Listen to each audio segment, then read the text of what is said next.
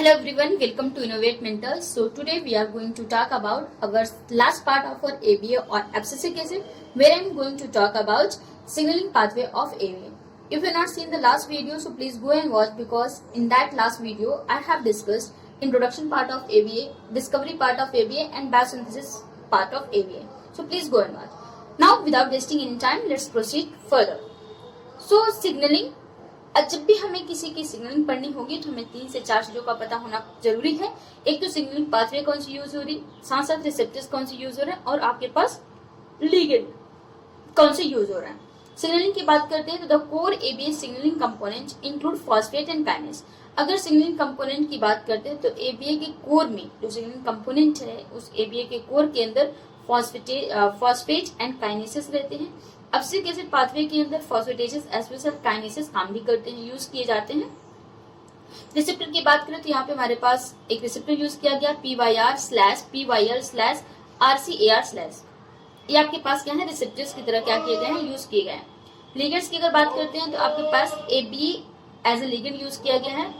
They interact with PP2C phosphate in an ABA dependent manner to regulate the downstream activity of the serine, threonine, protein kinases of the sucrose, non-fermenting related kinases to SNKR2 family। अगर हम अभी जब हम आगे पढ़ेंगे तो हमें खुद पता चल जाएगा कि PP2C फॉस्फेटेसेस जो किसके साथ इंटरैक्ट करा, किसको डाउनस्ट्रीम प्रोसेस से इनहिबिट करा या इनहिबिट कर दे रहा है, प्रिवेंट कर दे रहा है, ये सब हमको भी पता चल जाएगा खुद ही अपने आप। हमारे पास एक चीज दी गई PYR1 जो है कि पैराबैक्टीन resistance 1 which shows the resistance of the synthetic sulfonamide component pyrabactin which mimics ABA action। तो बताया गया कि यहाँ पर एक टाइप का सल्फोनामाइड कंपाउंड है पैराबैक्टिन जो कि किसकी तरह मिमिक्सिंग करता है, ABA की तरह मिमिक्सिंग करता है। दूसरा है PYR1 लाइक द PYL की तरह है, ठीक है। PYR लाइक जो है वो PYL है and regulatory components of ABA receptor that is RCARS, इसके फुल फॉर्म दिए गए हैं। तो याद रख सकते हैं उसका क्या है, PYR का जो फुल फॉर्म है पैराबैक्टीन रेजिस्टेंस 1 के यूज करते हैं, PYL करते हैं PYR1 like and third that is RCAR जो आपके पास है, ये आपका है regulatory component of ABA receptors, ठीक है। ध्यान से थोड़ा सा डायग्राम के थ्रू हम देखने की कोशिश करेंगे कि अगर हमारे पास ABA प्रेजेंट है तो क्या होता है, अगर ABA प्रेजेंट नहीं है तो क्या होता है, एब्सेंट है तो क्या होता है।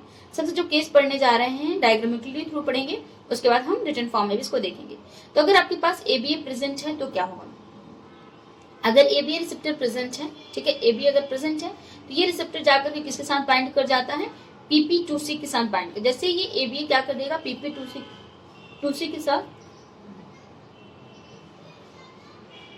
बाइंड करता है तो ये क्या कर देगा, ये डिफॉस्फोराइलेटेड SNKR2 को इनएक्टिव कर देता है। आपके पास ये एक्टिवेशन लूप होगा, ये काइनेस डोमेन है आपके पास और ये एक्टिवेशन लूप। तो ये एक्टिवेशन लूप जो है यहाँ पे डिफॉस्फोराइलेटेड SNKR2 को क्या कर देता है, इनएक्टिव कर देता है।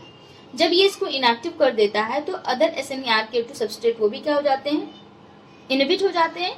और दूसरा जो आपके पास एक और कंपाउंड है BZIP जो है ABA responsive transcription factor AREB and AVF, जो कि क्या करता है, आगे चल करके ट्रांसक्रिप्शन फैक्टर काम करता है। Transcription factor AREB and AVF उसको भी क्या कर देता है, ये इनहिबिट करने का काम करता है, जिसकी वजह से क्या नहीं होती है, आपका यहाँ पर ABA का फॉर्मेशन नहीं हो पाता है, ठीक है।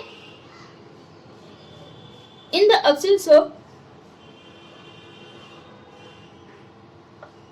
absence of ABA, the protein phosphate PP2 keeps the protein kinase SNKR2 dephosphorylated and thereby inactive। हमेशा उसको इनएक्टिव फॉर्म में रखते हैं, जिसकी वजह से यहाँ पे क्या होता है, ABA जीन का फॉर्मेशन नहीं हो पाता। नेक्स्ट अगर हम बात करते हैं रिस्पॉन्स नहीं हो पाता है। नेक्स्ट अगर बात करते हैं कि in the presence of ABA, ये तो था एब्सेंस ऑफ ABA, अगर ABA एब्सेंस है तो की बात कर रहा है।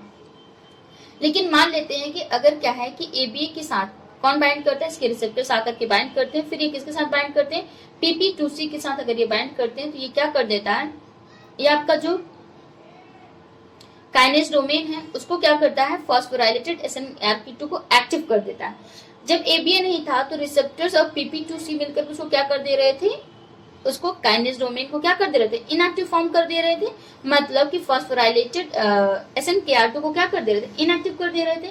लेकिन जैसे ही आपके पास ABA आया और आपके पास रिसेप्टर जुड़ा, किसके साथ, PP2C के साथ जुड़ता है, तो बाइंड करते हैं, तो ये क्या करता है, फॉस्फोराइलेशन SNRK2 को क्या करता है, एक्टिव कर देता है। और कैसा करता है, फॉस्फोराइलेसिस के लिए एक्टिव कर देता है। जैसे इसको एक्टिव करता है तो एक हमारे पास दो पाथवे यहां से चलेगी, तो BZIP का फ्री फॉस्फोराइलेशन होगा, उसकी वजह से क्या होगी, जीन का एक्सप्रेशन देखने को मिलेगा। नेक्स्ट पार्ट जो था वहां पर भी अदर सब्सटेंसेस जो किसके रहेंगे, वो भी क्या करेंगे, SNKR2 को, वो भी क्या हो जाएंगे एक्टिव, वहां पे भी फॉस्फोराइलेशन होगा, उसकी वजह से वहां पे भी क्या होंगे, जीन के एक्सप्रेशन हमें देखने को मिलेंगे। तो ये हमने देखा कि हमारे पास प्रेजेंस और एब्सेंस दोनों केस में हमारे पास कैसे ये काम करता है ABA।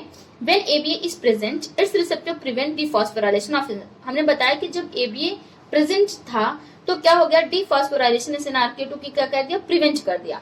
और जब एब्सेंट था तो उसको क्या कर दिया था, उसको प्रिवेंट नहीं कर पा रहा था डिफॉस्फोराइलेशन को, ठीक है। तो यहाँ पे जैसे फॉस्फोरेशन को करता है तो यहाँ पे PP2C बाई PP2C से क्या करता है उसको, तो यहाँ फॉस्फोराइलेटेड एक्टिव हो जाता है, SNKR2 को फॉस्फोराइलेशन एक्टिव हो जाता है डाउनस्ट्रीम सब्सटेंस के थ्रू, देयरबाय वहाँ पे ABA का रिस्पॉन्स देखने को हमें मिल जाता है।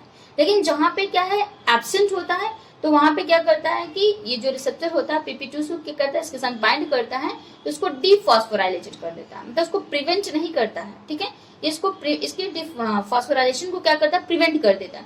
जबकि PP2C क्या करता है, इसको फॉस्फोराइलेशन को प्रिवेंट नहीं कर पाता अगर ABA के साथ ज्वाइन करता है, और अगर एब्सेंट है तो उसको क्या करता है, इनहिबिट कर देता है। जब फॉस्फोराइलेशन ही नहीं होगा, डीफॉस्फोराइलेशन हो गया, तो वो इनएक्टिव फॉर्म हो गया SNKR2, तो BZIP जो आपके पास है वो भी क्या हो जाएगा, इनएक्टिव, उसका भी इनिबिशन हो जाएगा। और दूसरा हमारे पास जो और भी अदर सब्सटेंसेस यूज की जाएंगे वो भी क्या हो जाएंगे, एब्सेंट हो जाएंगे। एब्सेंट मतलब कि इनिबिट कर दिए जाएंगे, ठीक है। अब हम रिटन फॉर्म में थोड़ा सा इस चीज को समझने की कोशिश करेंगे। Abscisic acid that is ABA signalling involve the kinase and phosphatase activities. यहाँ पे हमने पहले भी बात कर चुके हैं इसके बारे में कि इनकी सिग्नलिंग के अंदर काइनेसिस एंड फॉस्फेटेसेस का यूज किए जाते हैं in the absence of ABA। अब हम पढ़ने जा रहे हैं कि एब्सेंस ऑफ ABA में क्या हुआ था।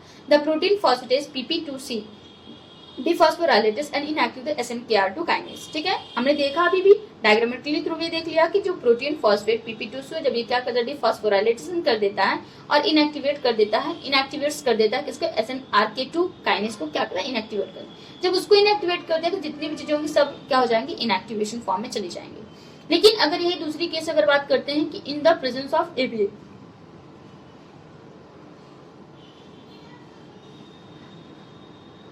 तो ABA की प्रेजेंस में क्या होगा, the ABA receptors protein PYR, PYL, RCAR interact with PP2। ये दोनों क्या करते हैं, PP2C के साथ इंटरेक्ट करते हैं, blocking phosphate action and releasing SNKR2 from the negative regulation. इसकी वजह से क्या करते हैं, फॉस्फेट एक्शन को क्या कर देते हैं, ब्लॉक कर देते हैं, ब्लॉकिंग फॉस्फेट एक्शन, और क्या करते हैं, SNKR2 के नेगेटिव रेगुलेशन से क्या करते हैं, उसको रिलीज कर देते हैं, ठीक है। The activation of SNRK2 phosphorylation ABA responsive transcription factor, जिसकी वजह से क्या होता है, SNKR2 नेगेटिव रेगुलेशन के थ्रू जब ये रिलीज करते हैं तो उसका एक्टिवेशन हो जाता है। एक्टिवेशन होता है तो क्या होता है, फॉस्फोराइलेट्स ABA रिस्पॉन्सिव क्या हो जाते हैं, ट्रांसक्रिप्शन फैक्टर BZIP वो भी एक्टिव हो जाते हैं, और दूसरे सबस्ट्रेट जो आपके पास होंगे वो भी क्या हो जाएंगे, इंड्यूस फॉर्म हो जाएंगे, और वहां पर आपको ABA का रिस्पॉन्स देखने को मिलेगा। SNRK2 and SNFI related to protein kinase 2, ये दोनों ही किससे रिलेटेड है, प्रोटीन काइनेस 2 से रिलेटेड है। PP2C प्रोटीन फॉस्फेट, ये 2 कार्बन का है। AREB ABA responsive element binding protein है। ABF and ABA responsive element binding factor, तो यहाँ बता दिया गया है ये क्या है, प्रोटीन काइनेस है, SNRK2 है, PP2 आपकी प्रोटीन फॉस्फेटेज है, AREB आपके पास रिस्पॉन्सिव एलिमेंट बाइंडिंग प्रोटीन है, बाइंडिंग प्रोटीन इनको कहते हैं, और ABF एंड AB आपके पास है रिस्पॉन्सिव एलिमेंट, ये भी बाइंडिंग फैक्टर एक टाइप के हैं, ठीक है। तो यहाँ तक हमने अपनी सिग्नलिंग पाथवे को पूरी तरीके से क्या किया है, कंप्लीट कर लिया है। अब हम नेक्स्ट पार्ट पर अपने स्विच करेंगे जो हमारा है function of the ABA। Inhibit the stomatal opening, ABA biosynthesis or responsive mutants are unable to close the stomata under drought conditions are called the wilty mutants. Inhibit stomatal मतलब क्या करता है, स्टोमेटल को inhibit करता है, stomatal opening को inhibit करने का काम करता है, ठीक है। ABA बायोसिंथेसिस और response mutants are unable to close, अगर ABA की बायोसिंथेसिस या उसकी रिस्पांस म्यूटेंट्स जो होते हैं वो क्या होते हैं, स्टोमेटा को क्लोज नहीं कर पाते हैं ड्राउट कंडीशन में, तो उस कंडीशन का नाम होता है विल्टी म्यूटेंट्स कहा जाता है, कि विल्टी म्यूटेंट्स कंडीशन की वजह से क्या हो रहा है, स्टोमेटा का क्लोजिंग नहीं हो पा रहा, स्टोमेटा क्लोज नहीं कर पा रहा। सेकेंड इसका जो फंक्शन है वो है stress hormone ABA promote the desiccation tolerance in the embryo. Embryo की डिसिसेशन टॉलरेंस को भी क्या करता है, प्रमोट करने का काम करता है ABA stress hormone. Root and shoot growth में भी हेल्प करता है। ABA promote the root growth and inhibit the shoot growth at low water potential. जब वाटर पोटेंशियल लो रहेगा तो उस कंडीशन में क्या करता है, एबीए रूट ग्रोथ को क्या करता है, प्रमोट करता है और इनहिबिट कर देता है, किसको, शूट ग्रोथ को इनहिबिट कर देता है। ABA promotes leaf senescence dependent on the ethylene, मतलब कि इथाइलिन के डिपेंडेंस की अगर बात करते हैं तो लीफ सेनेसेंस का भी काम करता है इंडिपेंडेंट ऑफ इथाइलिन, पूरी तरीके से किस पर इंडिपेंडेंट, मतलब इथाइलिन पर ये डिपेंडेंट नहीं होता है। ये भी करता है, एबीए प्रमोट करता है किसको, लीफ सेनेसेंस को। ABA level increasing senescence leaves and exogenic application of ABA rapidly promote the senescence syndrome and expression of the several SHGs which constitute ABS effect on the leaf senescence। ठीक है, तो आप उस leaf senescence के बारे में पहले भी पता है, इसके बारे में पहले भी बात कर चुके हैं, तो आपको पता है कि लीफ सेनेसेंस क्या होता है। तो ये उसको भी क्या करता है, प्रमोट करने का काम करता है।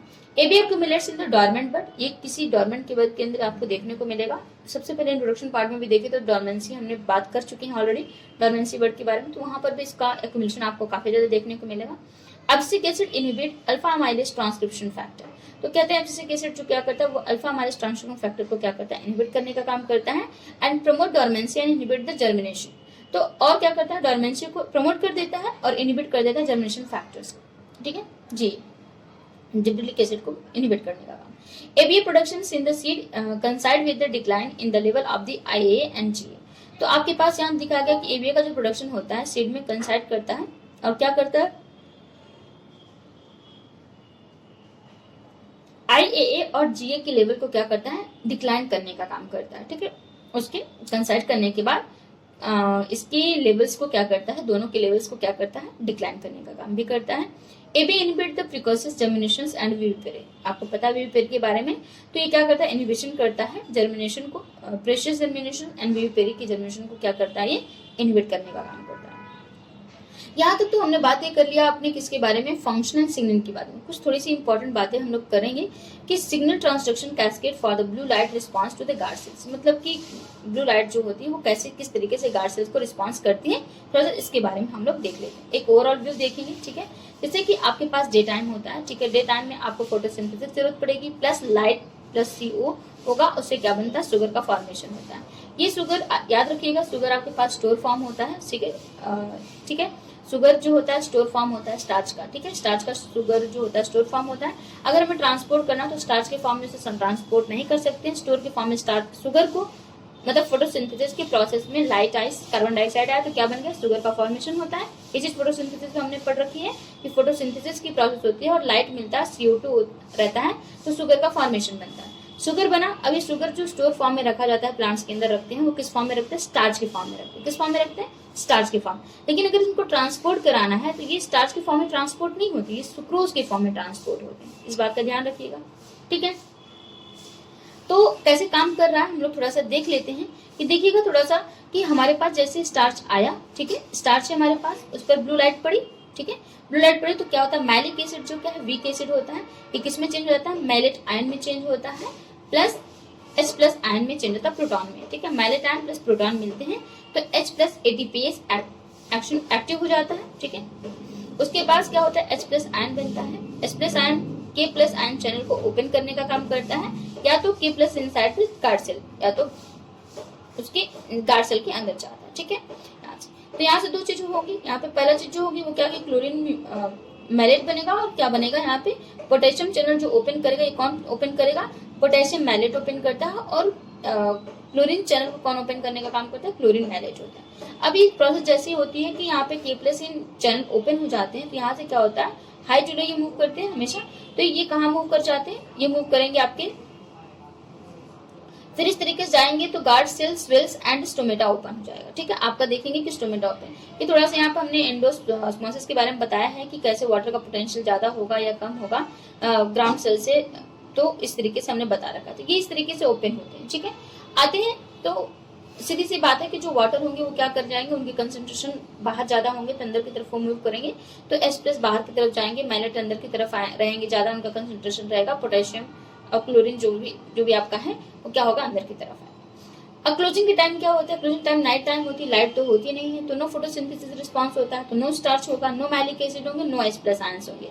ठीक है, तो उस टाइम पे क्या होगा कि एबीए प्लस रिसेप्टर्स जो होंगे आपके पास, तो देखिए blue light received by the guard cell chloroplast से मिलती है आपके पास, सिंगल ट्रांसडक्शन एंड एक्टिवेशन होता है, activation appears present on the guard cell membrane, जो उसका एक्टिवेशन H प्लस का एक्टिवेशन होता है।